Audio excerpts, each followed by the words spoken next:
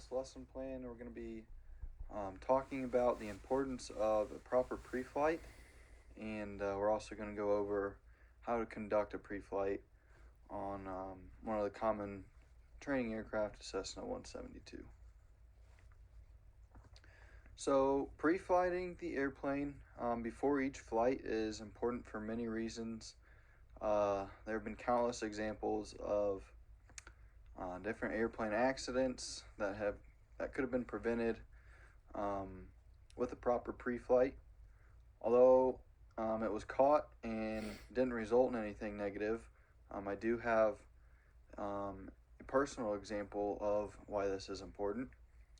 So I did find myself in a situation that showed the importance of a pre-flight inspection during my private pilot check ride. The examiner placed his wallet inside of the air inlet, and so as I was checking or doing the pre-flight, going through the checklist, checking that inlet is something that is on that checklist. So that was something that needed to be done to ensure that each item was being completed on the checklist and a thorough pre-flight was being done. So the examiner placed it in there just to make sure that I wasn't skipping over anything, and just making sure that all the little things were getting done on that pre-flight.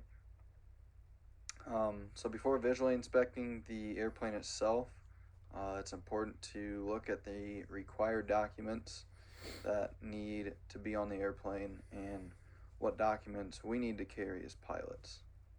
So an acronym that we can use to remember the items on the airplane is AARO. It stands for Airworthiness Certificate, which needs to be visible to the passengers.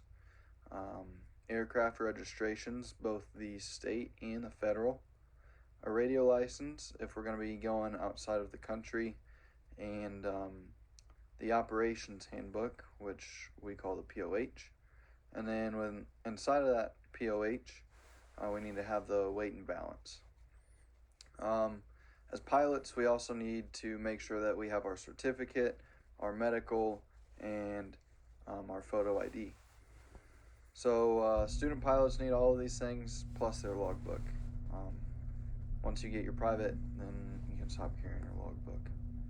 So kind of the big thing to remember here is just because you flew the plane previously, whether that was the day before or an hour before, still a pre-flight is necessary to be done, because who knows what happened to it while you weren't standing next to it.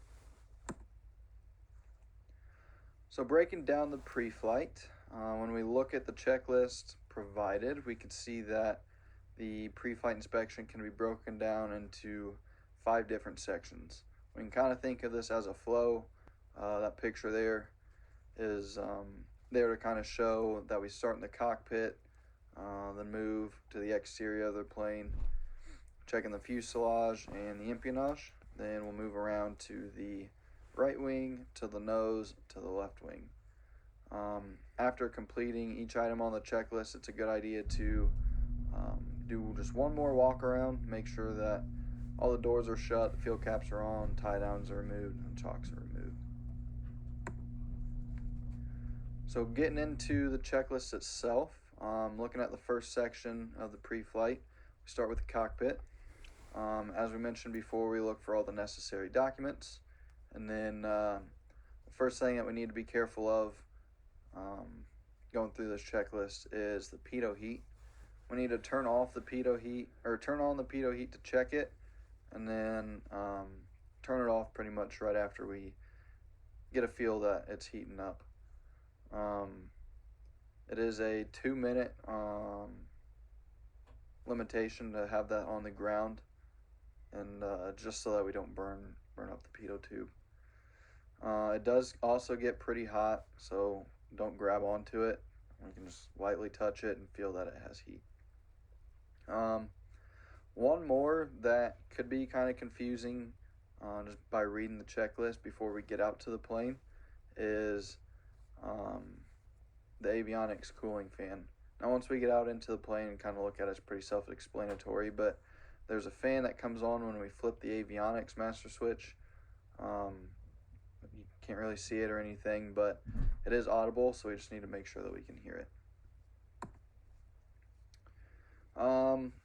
Once we move outside of the airplane, we want to make sure that all the doors are shut and locked. Once we get out to the airplane, I'll show you the different antennas, where the gust lock is, that type of thing. And then as far as what a gust lock is, if you don't know, it's to ensure that the rudder and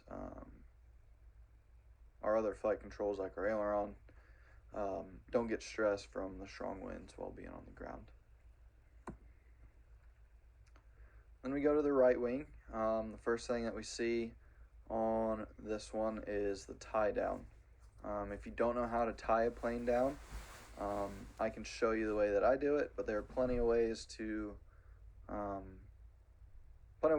it, plenty of YouTube videos that'll show you how to do it. If you don't like the way that I do it, or you just want to learn different ways. We'll also want to check the tires, make sure that they're inflated and the rubber is in good condition. Also want to double check, see if there are any flat spots, since this is a training airplane. Landings aren't always going to be butter, so just check for the flat spots, make sure no cords are showing there. And then we'll also sump the fuel tanks to make sure that, one, the correct fuel is in there, and no debris or water is in there. After we sump the tank, we will put the fuel caps back on, make sure that they're put on correctly and they're secure. Moving on to the nose, biggest thing to kind of look for here is checking the oil. We'll also make sure that the prop doesn't have any dings or chips in it, or cracks.